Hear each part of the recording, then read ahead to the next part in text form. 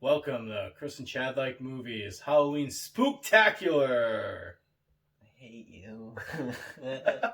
Our first movie this month. Probably one of the best movies, in our opinion, horror movies ever made. In my top 5 horror movies, and I know it's such. Like, I get the joke, like, every film snob loves American Werewolf, every film snob loves The Thing. But fuck you, they're my favorites. And The Thing's a good movie, so we're going to fucking We're going to talk about The Thing. We talked the 1982 John Carpenter sci-fi horror classic. Wait, I watched the remake. I thought we were doing that one. No! I haven't seen the remake. That was good. Why would I do that? It was CGI. Isn't the whole point of the remake it's showing why the Norwegians were chasing the dog? Don't remember. It's how I'm forgettable pretty it sure is. the whole movie is about the Norwegian base and like them finding the alien and then the alien attacking them, and then the movie ends with them getting in the helicopter to chase the dog. So it's like, why would I need to watch the original? I don't think they're Norwegian though, because they have No, it said Norge on the side, and the guy was screaming Norwegian. in the remake. Maybe they're Canadian then. I don't know. It's dumb. It's really. Well, you know what's not dumb? What? This movie. This movie was great. Yeah, and it has This movie still holds up. one of my favorite actors, Kurt Russell. One of our favorite, two of our I don't know favorite, what words. two of our favorite actors, Wilford Brimley and Kurt Russell. Diabetes. And what can I say? Wow, Keith David. God damn, I always get him and I don't know that mustache. I don't know why when I know when I see Keith David, for some reason I want to call him Ving Rhames. Even though they don't look similar, they don't sound similar. I see Keith David, and I think Ving Rhames. Keith David. Keith David. That's a different person. When was the first time you saw this movie? Oh, geez, when I was young, like 10 or 11, on the back when the Sci-Fi Channel on Cox was 69. Yeah. 36 was Cartoon Network, and then 69 was Sci-Fi. And they had the cool sci-fi logo. Back when it was Sci-Fi, not Sci-Fi. Yeah. Back when Stargate SG-1 was played on repeat for hours. Yeah. I saw this movie, I think, in high school. This is one of the ones that escaped me when I was a kid, and some kid in high school was like, "You need to watch this." You've never seen this? And then you watched it, and we're like, I was like, "Whoa!" Yeah. Just the effects in this movie. Yeah. Let's start off with that. Let's talk about the effects before anything else. The practical effects. The way it should be done. The way, well, not back when Universal made great movies. Depends, because some movies need CGI. It's unfair to be like, why does Star Wars not use practical effects? And it's like, 'cause it's fucking spaceships. Fine, horror movies. Yeah. Should use practical. If you're gonna do body horror specifically, body horror needs to be practical because you need to see the skin get stretched till it's paper thin, then rupture. You need to see that. Even like just animatronics and all that stuff. It's just so much more believable and everything than just like glossy, shiny. So the guy who did this also worked on The Fog. Did you ever see The Fog? That was a great movie. Yeah, he did the special effects for this one too. And apparently his first go around doing the special effects were deemed too weird by John Carpenter, so he had to tone down what he wanted to do originally. What the fuck was too weird?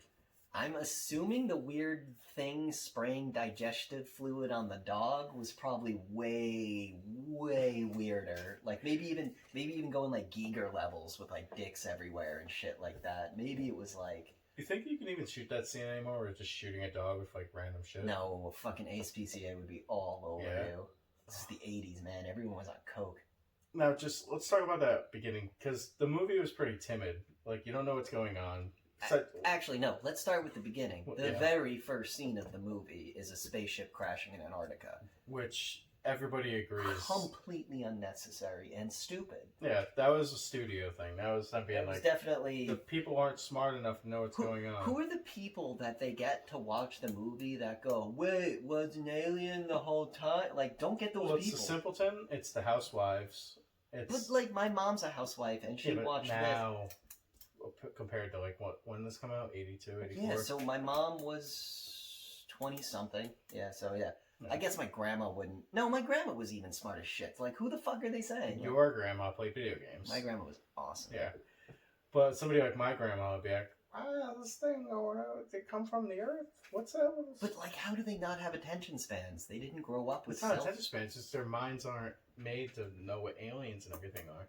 I'm sure they had the cheesy alien movies back in the day, but most of them didn't watch them. Okay, we can edit this part out, because I'm about to go on a weird rant. I think, if anything, old people were more imaginative than us because they knew less about the world. Why do you think gods were invented? Because people didn't know how weather worked, you know? Mm. So I think, if anything, a movie about an alien to her would make perfect fucking sense, because of course there's shit up there in space. I'm saying they purposely go out and find 80 IQ motherfuckers, make them watch movies, and then go, okay, make it worse now. And they go, okay, what about seeing where spaceship crashed in Antarctica? And they're like, this fucking genius, put it at the beginning of the movie. And then John Carpenter and all the smart regular people are like, I think they pick the dumbest people on purpose. Especially considering you see the spaceship in the movie. You see them, yeah, they show you the full fucking, and I'm pretty sure it's a painting, like what I mean by a painting is... A front drop painting. Right, and they had them walking towards it. Yeah, like they did some camera trickery. There's no way they built that. Yeah, there's no way. No way. Unless John Carpenter was like, no. Damn it. You know what would have been great to do? What? Watch something on the movie for me. What do you mean watch it? Yeah. But fuck it. This is our show. This is our show. Fuck we want. We talk about things. But yeah, the beginning of the movie's great. Just the dog. Let's talk about that dog. That dog. Now, I heard this somewhere that any scene with the dog, like, supposedly when they were filming with the dogs, what you have to do is you have to get a trained dog, correct? And then the trained dog has a handler. And supposedly the dog that they were chasing, or the dog that does all the sneaky stuff, wasn't listening to the handler. It was kind of just doing its own shit. And the DP, director of photography, and John Carpenter noticed that this dog was doing weird shit, like just walking and staring and then moving away, and they were like, we're using that dog. So that scene where it's walking down the hallway and it looks in the supply room and doesn't see anyone, and then walks, it was just supposed to walk into the room with the guy with the shadow, right? But instead, it walked and it stopped. That's why the guy in the shadow turns, because he's like, wait, are we still doing this? And then the dog walks in, and it just looks fucking like just the... You know, like, even just in general, the scene where it goes into the cage with the animals and just sits down, stares directly at the wall, unmoving, like. Then you get the first grotesque. The fucking worms coming out of its back and its head. I actually saw this prop. I think I saw it in person. I think it was like there was a thing where they were touring around with movie props. Very cool. And I'm pretty sure I saw it at RISD Art Museum. I don't know if that's true or not. I could be imagining this. But what its head actually was, when it splits in the fours, it's 4 tongues. Yeah. And then the skull drops out, and then the rest of it comes out. Just the imagination on these people making this stuff. So like it's like cocaine and just paranoia, I think, makes you think of this shit. Just being like, dude, what if the dog's a fucking alien, man? You know? Now, I'm surprised that, at least in the remake, didn't all those little, like, worm things coming out, imagine if they just made them all just go and just disappear, and then they had to worry about those things infecting everybody. Oh, the wormies? Yeah. Well, remember the scene where they're testing the blood, and the blood falls on the ground and starts running away? Yeah. Like, or when the head separates itself from the body and crawls away. That was so cool. And they just all turn around like, what the fuck? Palmer's reaction. What the fuck? It's like, yeah, that's pretty fucking genuine. And then Palmer turned out to be the Thing. So that gives credit to my theory that maybe things don't know if other people are things. Could that be that, or is it before he got infected? Could be before he got infected. That's what's great about this movie. The music was great. John Carpenter himself. It's very, like, subtle, like, just... synthwave, man. Yeah. It's lots of dun-dun. Dun-dun. It's so good. What'd you think of the acting? For our boy Kurt Russell and everybody? Everyone played their roles perfectly. There was not a single person in that movie that I went, oh, they're acting. Maybe the guy with the dog. The dog man. Oh, he was more of a simpleton. Clark.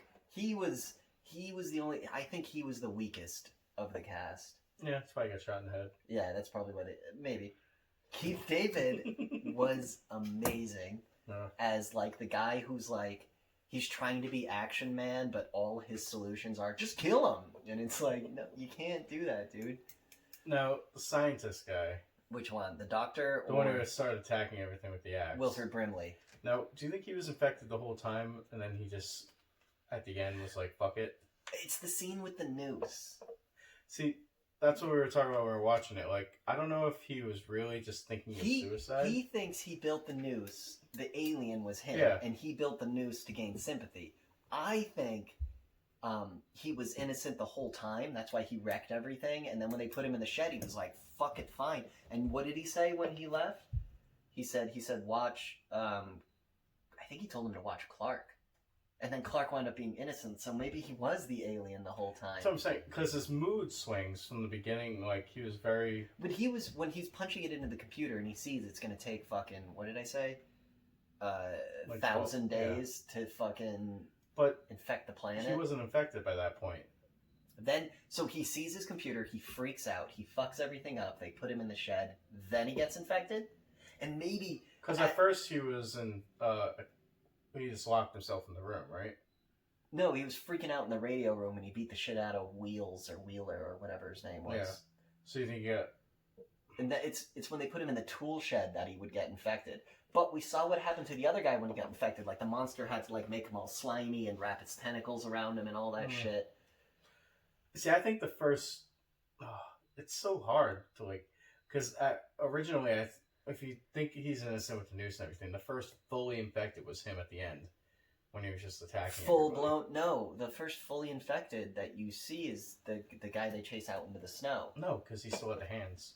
The grotesque hands. That's what I mean, but he was fully infected. No, I'm talking about fully, like, fully transformed, replicated. I should say. Palmer, when they have him tied to the chair and they test his blood, he was fully replicated. Yeah, that's true. I like how they knew this movie was very similar to Invasion of the Body Snatchers, so they do the scene in Invasion of the Body Snatchers where the guy like and like does the scream. They do it in this too because that's so cool. It's very similar themes. Now let's talk about Kurt Russell's character. What's his name in the movie? Mac McCready. He is a fucking asshole. I hated it. I just don't like him because he ruins your chess machine.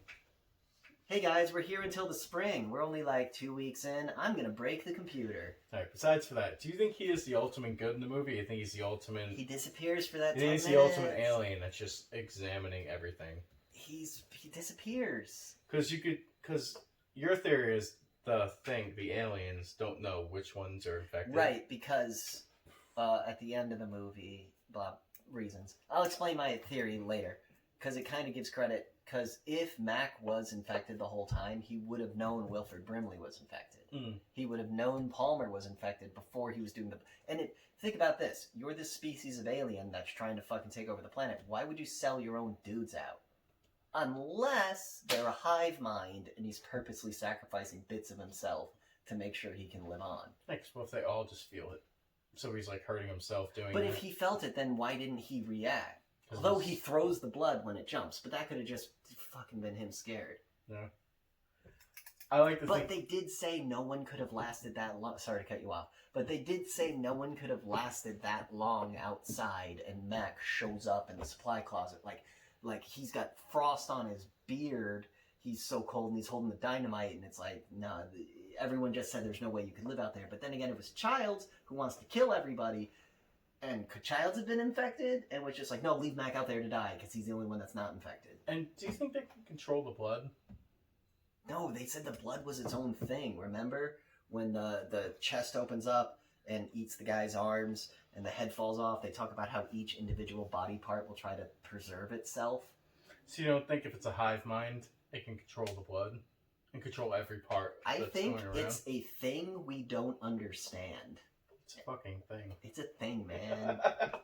Because if you go into theory, it's a hive mind, and them just fucking with the blood, being like, if you want to think, what's his name, the guy? Which one? At the end. Describe the clothes. At the end. Childs? Yeah. Yeah. If you want to believe him, because the look on the face, like, it was very, like, kind of nervous and concentrated. So you think, like, he might have been the main one from the beginning? Yeah. Controlling the other ones. I mean, if there's a... Because I still think that... You know what we need? We need a prequel to explain to us how the alien works so we can fully enjoy the original movie. See, I honestly think that the spaceship was traveling, then all of a sudden they picked up this thing. It started invading the actual spaceship, and that's why it crashed on Earth. Maybe the spaceship was like the last of whatever species of alien that was, desperately trying to escape the thing, but then the thing made the spaceship crash. Because they found the ship crashed here, and they found the body over here. Remember? Yeah, so the body tried to escape. So the body burst out and then froze. Yeah. But we never get to see what the original body was. It could have been a gray alien. Could have been a perfect shapeshift. Yeah. Maybe the shapeshifter was the last of his species because he's an invasive parasite, and the galaxy was just fucking like, fuck you, just annihilating his species, and he crashed into Earth. I think my theory would make a better movie. Hollywood. Make it. God, it can't... Wouldn't it just be Hollywood's thing? Like, hey guys, let's do it. We watched a shitty YouTube channel and they said make a prequel for the thing. I don't know if they were joking or not, but I think they would dig it. I would hate a prequel to this movie. Well, because it just destroys all the illusion and fear. Yeah. The best part about this movie is not knowing if you can trust the person you're standing next to. Would you want a legit sequel and have Kurt Russell's son play him? To this movie? To see what happens. What's the sequel? Somebody comes and rescues him. Okay. And they're still alive. Okay. And then the rest of the movie is them trying to figure out which one of them's infected. Right. And eventually they track the infected guy to an airport, right? And then they battle each other. Yeah, they battle each other. Like, there's 5 things on this side, and then the 5 people on that side. No, fuck you. That'd be so bad. This movie is perfect. The way this movie ends, with Childs and Mac sitting there going, now you're sure you're not infected?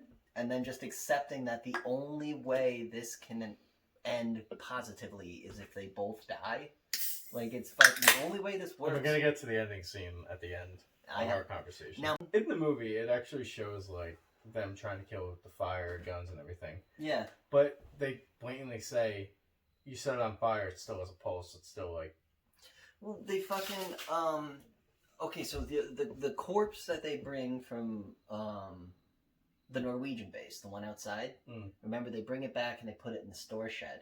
And that's the one that infects the Louis C.K. looking motherfucker, the ginger, the balding ginger.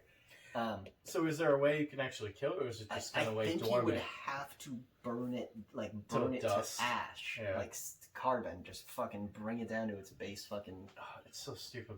I remember the first scene when they burn it. It's burning for 2 seconds. And then they put it out. But then again, they're thinking yo, we can't let this room burn. You know, they're like, no one would survive that. Cause the most unrealistic thing in this movie is, I see that fucking thing, I don't know how long it's going to take for it to die. I'm just going to keep fucking... I don't care if the whole base... But then I'd be going, wait, we have to live here. Stop. Ugh. If I was we got a helicopter? If I was McCready, though, I would have kept pumping fucking shells into that thing until it stopped moving, on fire or not. Yeah. But then Clark attacked him when he shot the dog, but it was the dog had it around its throat and the tentacles in it. Yeah, I'm sorry for the animal lovers out there, but if I see an alien just sticking its shit into a dog, I'm fucking shooting Yeah, both. the dog and that thing are dying because that thing's infected. Yeah. Here go zombie rules with that shit. But, alright, does the thing exist in a universe where zombie lore is established? Oh. Because Walking Dead is set in a universe where people didn't know, that no one had ever thought of the concept of a zombie. Why didn't they ever just try to freeze it? Because they found it frozen and it came back to life. Yeah, but freeze it, then incinerate it. Because then you'd be freezing it and thawing it out. They didn't have the technology to do it. What they should have done is put it in a microwave. And just fucking cooked it from the inside out. Yeah, but the thing about this movie is you never know how many things are out. It's a parasite. The fact that the blood, when he dropped it, and it went all different directions, it's like... And it's like, you're never going to survive because that one's there, that one's there, that one's there. Just one little droplet of blood. Like the dog, it licks that guy's face at the very beginning, and it's like, infected. Yeah. You know, like... Ugh. So you think, other than just total annihilation, to that one area. It would have to be nukes. You'd have to nuke it to the ground. It's like just fucking burn. Scorched earth. Unless everyone wore a mask. Who do you think? Do you think they were both infected? I think Childs was infected. And my theory is McCready gives him a bottle of J&B, which in the previous scene, he was shown to be having many bottles of J&B that he had turned into Molotov cocktails that were full of kerosene. Did he give it to him with the... He offered it to him. And then Childs... Oh, I thought Childs pulled it out. Nope. He offers it to Childs, and then Childs drinks it. Now, either it is J&B, and Childs can fucking slug back whiskey like nobody's business, or it's gasoline. Either way, McCready smiles. Yeah. Now, was McCready the thing? And by him drinking the whiskey, he just infected Childs? See, my love for Kurt Russell makes me want him to be the ultimate good. He was the hero. He was the main character of the movie. But there is that period in the movie where he disappears. You know? Like, we're not with him the whole time. So, in that moment where he's not on camera, it could be him getting infected. Because everyone else gets infected off camera. Except for that one guy that we see where he's got the tentacle around his neck. He's the only one we see get infected on camera. I still think that he was just trudging through the snow. It is super... The reason they wear the goggles is not because it's like cold, it's because the sun... and then when it gets dark, I gets literally can't dark. walk outside with the sun. My eyes are so bad with light. It sucks. Yeah. Like I have blue eyes. But I don't. I have blue eyes. I see color more vividly than you. Yeah, but your eyes are super sensitive to sunlight, right? I will get glaucoma before I die. My eyes are super sensitive to sunlight, so when I go out into the sun, all the reflections off the snow is like blinding to me. It's like I'm fucking Riddick. Who would... Dude, how would Riddick handle the thing? Oh, he would know. He would say a cool one-liner. So I think... Alright, that ending line where it's like, how are we gonna get out of this? And then Kurt Russell goes, maybe we shouldn't. Like, it's like, yeah, that's the only way this can end. Like, the only way you can be sure is if everyone dies. I still think he's the ultimate good. Which character how would you have reacted? Alright, you're at that base. Which of the characters do you think you would identify with? Or reacts the way you would? I would hope it'd be Kurt Russell. Everyone wants to be Kurt Russell. Kurt Russell's unrealistic. Grounded. He is unrealistic. Maybe... I'd be the kid on rollerblades. I'd walk into situations and just go, what the fuck is happening? And then I get tied up because I can't explain myself properly. I honestly don't even think I would relate to any of them. How would you handle the situation? Knowing me, I'm super paranoid to begin with. I would not handle it well, and I'd probably get shot because they would think it was me. Oh, they would shoot me like right off the bat because I'd be like... I would get a gun and I'd be like, okay, everyone, you're doing what I'm saying. And eventually you'd all kill me because, like, even if I'm innocent or not, I would be Childs. I would be trying to shoot everybody because I don't trust any fucking one of you. And I still wouldn't trust the blood sample thing. I like to think that fucking... It's so good. It's just you can tell he's using a fake hand. That's not Kurt Russell's hand. Yeah, Kurt Russell's hand is a prop. It's the one that's... And then he's got his real hand comes up. It's such a good prop. It's such a good And I like how they keep the fake hand during the whole thing, so he's just holding it with the fake hand. Yeah, so you get used to seeing the fake hand. See, back in the day, movies used to try really hard to trick you into thinking what you were seeing is real. Now they can just type on a computer. Ugh. I know. Not say again, some movies need digital effects, but other movies shouldn't. Digital blood is retarded. Just use a split pack. Alright. To be fair, sometimes back in the day, the real blood was very bright. Yeah, whatever. It's the modern age. The point is, when I see someone get shot with a gun in a movie, and it's like the digital, not like the clothes bursting open. And if you want samples of good blood, Evil Dead. Evil Dead has amazing blood. Saving Private Ryan has amazing blood. Most of the Halloweens have amazing blood. Most of the Friday the 13th. Texas Chainsaw Massacre has great blood. Starship Troopers has amazing blood. That's going to be further down the line. We'll talk about that. Love that movie. So, who do you actually think was the main baddie? The original Infected, I think. Do you think the original Infected was dead and then it just spawned into another person? It could be the original infected was the body from Norway, which would make sense 100%. But I think it's because the guy who gets shot in the leg is the guy that gets licked by the dog. So I think it was him from the get-go, Louis C.K. I think he was infected right at the beginning. Yeah. And who do you think was the last? You think it was, so bad with names. Not Keith David? Yeah. I think Keith David was the last one to be infected, but that doesn't mean McCready wasn't infected when he saw him at the end. Yeah. I don't know. I like that smile at the end. I just want him to be the ultimate good. Him being there's a pretty not great comic book that picks up at the end of the movie. Did John Carpenter have anything to do with it? I don't think so. I think it's Vertigo, and I think DC acquired the license and was like, just fucking shit it out. Who cares? I like to think Kurt Russell is the ultimate good, and him handing off that, because the alien doesn't know what fucking whiskey tastes like. Yeah. And if he did hand him gasoline, and he did drink the gasoline like it was whiskey and smile, then yeah, for sure it was Child's. But what if it was whiskey? I don't know. He is an alcoholic in the movie, so I wouldn't put it beyond him that he would have a real bottle. In fact, he has the line, I don't care what the fuck happens to you guys, I'm going to go get drunk in my shack. But then again, I don't think he would hand over the bottle without taking a sip. Very true. You know what I mean? I feel like if it was in his character, he would take the sip and then pass it. So maybe McCready was the alien. Wasn't the alien. Wasn't the alien, and Childs was. Yeah. Maybe. We solved it. We solved it. No, we didn't. The Thing's an amazing movie. The only person who knows who was infected was John Carpenter, and I don't think he'll ever fucking say. Well, surprise to you, he's going to be on the show next week. Right, we have an interview with John Carpenter. Johnny boy! Go on Twitter, get him. Thanks for watching. I think I might have Chris and Chad like movies, Halloween Spooktacular. Yeah, sorry we didn't have much to say. It's just a fucking amazing movie. Yeah, it was more of a speculation movie. Let us know what you guys think about it. I love this movie, and it's the best way to start it off. Yeah. October 2nd. What are we going to watch next? Ooh, you have to watch to find out. It's probably going to be Village of the Damned.